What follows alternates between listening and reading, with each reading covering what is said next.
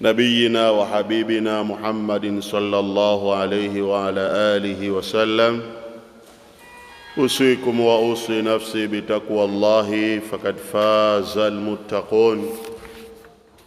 Ndugu zangu mliohudhuria katika halaka hii, jambo la kwanza naihusia nafsi yangu sambamba na kuzihusia nafsi zenu juu ya kumcha Allah tabaraka wa taala. Hakika katika kumcha Allah ndani yake kuna siri kubwa ya mafanikio.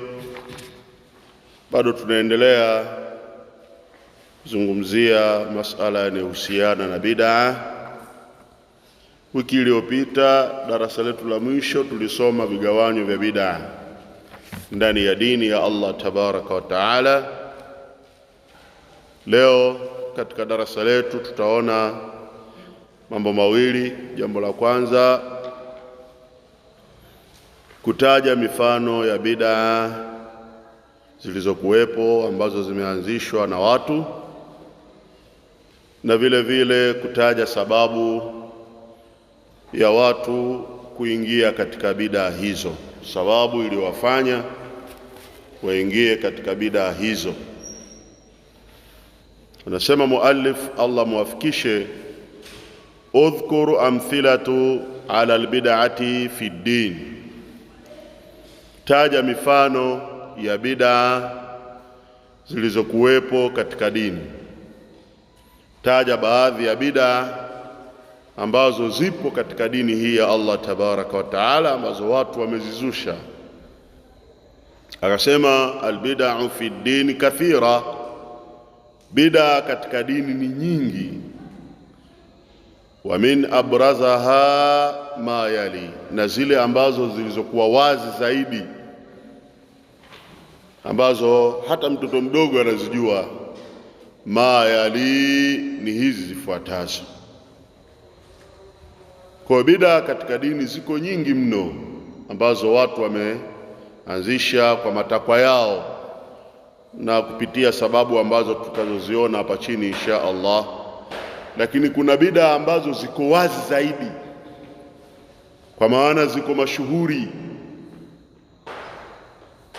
Akasema al-awwal, bid'a ya kwanza, al-ihtifalu bimaulidin nabawi, kufanya maazimisho juu ya kuzaliwa kwa Mtume, swala na salama ziwe juu yake.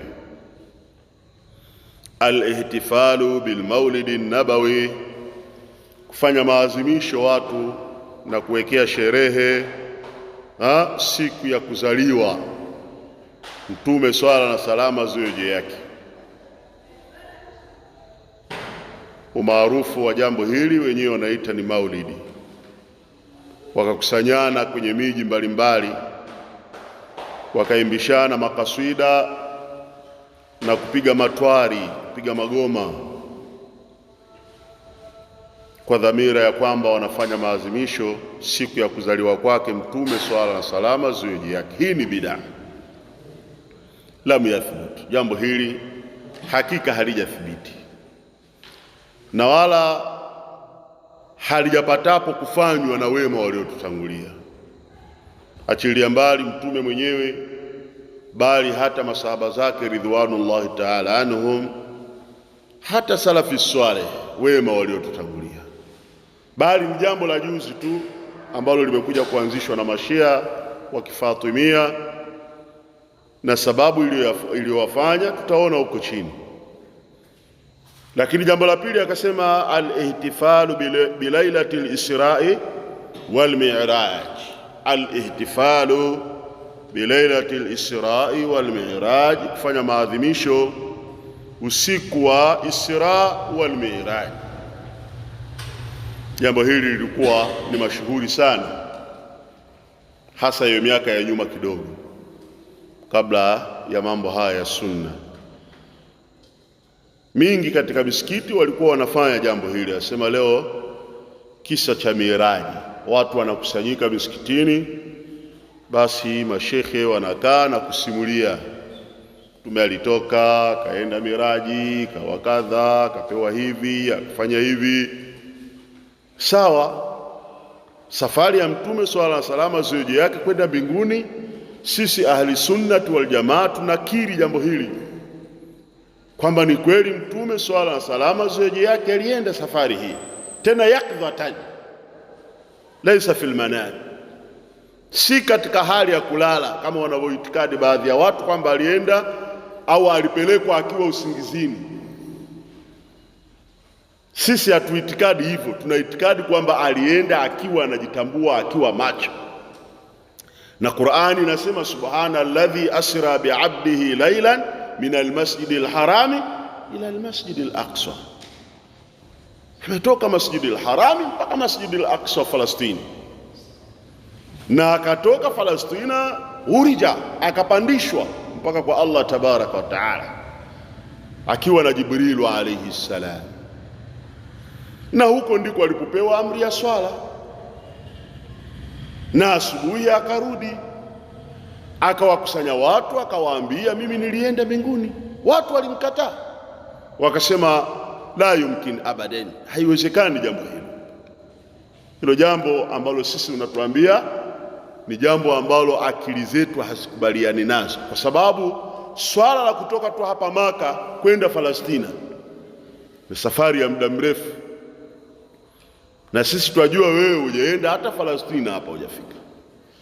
Sembuse sasa utoke hapo Palestina uende mbinguni, alafu unasema umetembea kwa usiku huu na umerudi. Mtume swalla salama ziwe yake asema nilienda, na akathibitisha kwa ushahidi kwamba bwana, mimi hapa katikati nimekutana na msafara wa Abu Sufiani, tena msafara wake kuna ngamia mmoja alikata mguu. Msafara umefika usiku pale, na yeye anazungumza maneno haya ni asubuhi akiwa msikitini kwake, anatolea habari. Watu wasema msafara ameuonaje? Lakini ni kweli kuna ngamia alikata mguu. Hebu tusifie msikiti wa Palestina, wanajua yeye hajafika Palestina kwa imani zao. Mtume swalla salama ziwe yake Allah katika miujiza yake akamletea msikiti, akawa anausifu, bavuni kuna madirisha kadha, mbele kuna hivi, hii mlango imekaa hivi. Wale wanaefahamu jambo hili wanathibitisha kwamba anachokisema ni sahihi. Lakini jamani, mbona hajaenda huyu? Hapa ndipo sasa wengine wakazidi kumwita kahinun, huyu ni mchawi, huyu sahirun ni mchawi, kahinun huyu ni mpiga lamri huyu. Wengine wasema anachosema kweli, lakini mtu mwenyewe huyu ni muongo wa kumkata hivi hivi. Lakini ni kweli alifanyaje? Alienda. Swala lilipo ni kukaa watu wakasimuliana kisa hiki, wakahoisha usiku fulani, wakauandaa siku maalumu, wakakaa wakaanza kuhadithiana, ilikuwa hivi mbinguni kule, basi alikuta sijui watu wanararuana, wengine wanakula bawe, sijui wanafanya kadha. Sasa kufanya hivi, hii ni bidaa. Shekhe akaliandika jambo hili kwenye risala yake hii. Lakini jambo la pili akasema, jambo la tatu akasema, albinau ala alqubur wa ittikhadhuha masajid. Miongoni mwa bidaa ambazo ziko wazi katika zama hizi ni albinau ala alquburi, kujengea makaburi, kujengea makaburi, wa ittikhadhuha, na kuyafanya hayo makaburi masajid, kuwa ni misikiti, sehemu ya kufanya ibada, sehemu ya ibada. Ni maarufu mambo haya ikhwa. Leo watu wengi kabisa wanajengea makaburi yao, yaani makaburi ya ndugu zao, na imekuwa ni sehemu ya ibada kwa wao. Bila kujenga itakuwaje? Watu wakaa vikao wajadili nani atatoa saruji. Sasa bila kujengea kaburi la marehemu sijui nani itakuwaje? Ni bidaa ya ikhwa. Ukiwaambia bidaa umewashika pabaya, hawawezekani kwenye hili. Tena wewe wanakuona ni adui, wanakuona sijui nini, hujui mambo, hujui kadha. Basi ili nafsi zao zitue, wao wajengee makaburi, sambamba na kuandika jina, kaburi la marehemu fulani fulani, amekufa tarehe kadhaa na amezikwa tarehe kadhaa. Nani kasema mambo haya? Tumekataja wazi kwamba hayafai kuandika majina ya marehemu kwenye makaburi, kupaka chokaa na mfano wake. Lakini leo imekuwa ndo fashion kwenye hii miji watu kujengea makaburi kwa gharama kubwa, tena wengine weka mpaka marumaru bwana, tena ni Waislamu.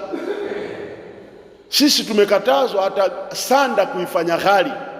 Yani kama kuna sanda ya bei rahisi na kuna sanda ya bei nzuri ya bei mbaya, sisi Waislamu tunatakiwa tununue ile sanda ya bei rahisi. Kwa nini? Kwa sababu hivi vitu vinaoza mapema. Hakuna sababu ya kuendekeza mkajenga mkaweka na minara mkafanya kadha. Kweli kama hiyo malumalu simuwape watu, kama hamna cha kufanyia wakaweke kwenye majumba yao waliokuwa hai, huku majenga nje tu kwa alafu kama mwenyewe pia kufanya mambo ya kheri. Jamani, haya mambo yatasaidia nini? Kwa kujengea makaburi ni sehemu katika bid'a, watikhadhuha masajid, na kufanya makaburi hayo kwamba ni misikiti. Watu sasa wakawa wafanya ibada kwenye makaburi hayo, kama vile kuwaomba waliokufa na mfano wake. Kufanya ni sehemu ya ibada, sehemu ya maombi. Kaenda watu kuwaomba watu waliokufa, mzee fulani basi tusaidie, kuna haja fulani hivi, kuna hili na hili, kuna lile, basi kwa kweli tunaomba, bila wewe sisi mambo haya tumekwama nayo. Kufanya makaburi kuwa ni misikiti.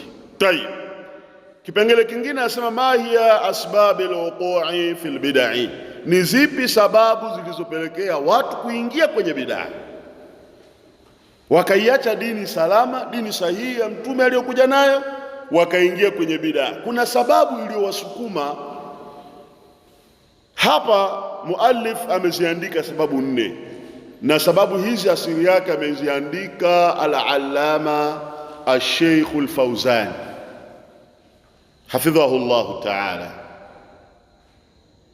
Hizi sababu ameziandika yeye kwenye itiqadu ahli sunnati wal jamaa.